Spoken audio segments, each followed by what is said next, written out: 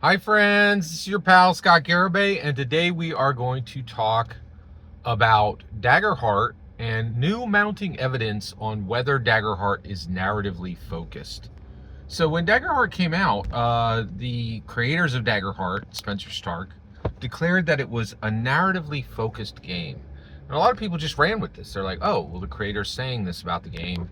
And also I think there was a very strong desire for there to be a narratively focused game because Dungeons and Dragons is considered to not be a narratively focused game. It's considered to be a crunchy game. And there's a lot of evidence for that. Its complexity is extremely high. Uh, the starting ante to play Dungeons and Dragons is 1,150 pages of reading across the PHB, the DMG, and the MM. That's just where you start, right? Like, so 1,000 pages of reading with rule sets that have been ramping in complexity for literally 5 decades, and that's not an exaggeration. The 2024 core rule books, every single one of them is longer than the ones that came out in 2014, right? And it's just, there's no question. And also, I have the Orange Spine Easleys. Those books were 128, maybe 180 pages. We hit like 275 just in 2014, and now the latest are like 350 pages long. Like the complexity is absolutely ramping up, right? So there was this strong desire to label. Well, there wasn't a desire. They labeled Daggerheart as narratively focused. Let's look at that, right? So here's my take. Absolutely not. And I think there's new evidence, and the reason why we're talking today is there's new evidence for this. Okay, so what's my evidence that it is actually a crunchier game than Dungeons and Dragons, and not narratively focused at all? Okay, here we go. All right, so first of all, the die roll. It's way more complex than Dungeons and Dragons. Dungeons and Dragons, both the DM and the player roll the same dice. Non-player characters roll in the same way that player characters. So literally, the dungeon master can say, hey, I'm going to do this roll for this non-player character, and I'm going to explain it to you. And they could do that each time for the first few sessions. And the players, and even if they don't even, say it, they're doing it and they're seeing it, and the players can go, oh, that's how it's done. Not the case in Daggerheart. The dungeon master has different difficulty check mechanics than the players. They're different. Like, that's new. That is a very high ramp in complexity. The player character rolls are highly complex. Okay, you have 2d12, and you have a fear and a hope mechanic in the middle. So you can succeed, but get a bad effect because because your fear die was higher than your hope die, right? Or you could have your hope die. The other thing is criticals happen not at the top of the die, which is really simple in D&D, but on every duplicate, right? So 2 and a 2, that's a critical. 6 and a 6, that's a critical, right? That's complex. That's way more complex than Dungeons and Dragons, right?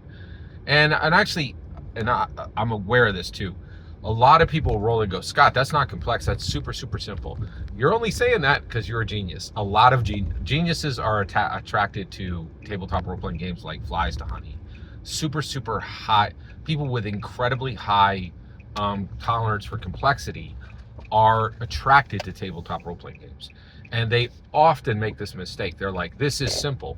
They're not correct. They're saying this is simple for me, which I'm sure it is, right? But because you are you're a person with a high tolerance for high complexity, right? And that's what drew you to Dungeons and Dragons, right? Because, well, like, what kind of people who really enjoy simple things are going to be attracted to a game that has 1,000 pages? But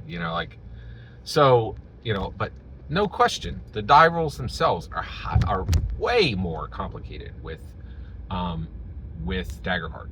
Next one, the cards, right? Not only so they put all the powers on cards. We're like, well, Scott, that doesn't really change everything. It absolutely changes it.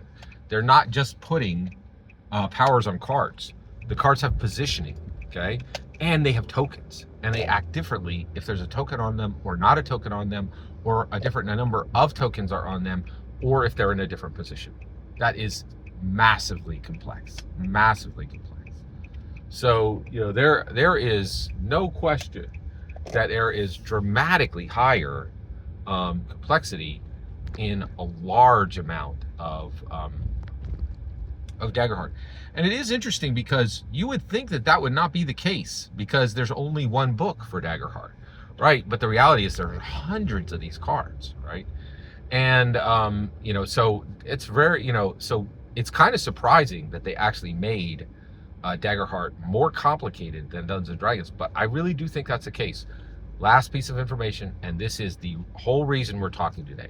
So the character sheet on comicbook.com just covered the Critical Role Indianapolis live show, okay? And they're saying, hey, they did this live show in Indianapolis, but it was different. They didn't just play Dungeons and Dragons the way they normally do. They played Daggerheart, right?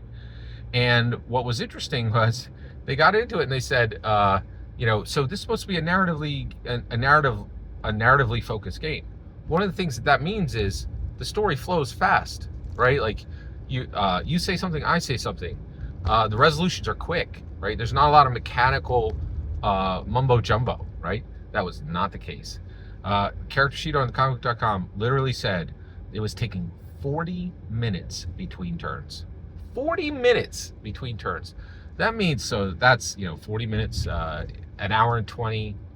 Oh, and then, 2 hours to get 3 turns done. That is astonishing, right? That's your rate of play for Daggerheart, right? And you're like, well, and this is by the people who made it. That nobody's going to be able to use it more effectively than them, logically, right? So I think at this point, like I think the idea that that Daggerheart is narratively focused is just not. I don't think the evidence points toward that. Also, the idea that Daggerheart is less complicated, is less complex than D&D. There's just no evidence for it, right? If you look at the evidence on the ground, it is a game which has much higher complexity than D&D and runs slower because of that complexity. It's not narratively focused. It's very crunchy, very mechanically, more than D&D. And I think this was a worthy debate, for a while.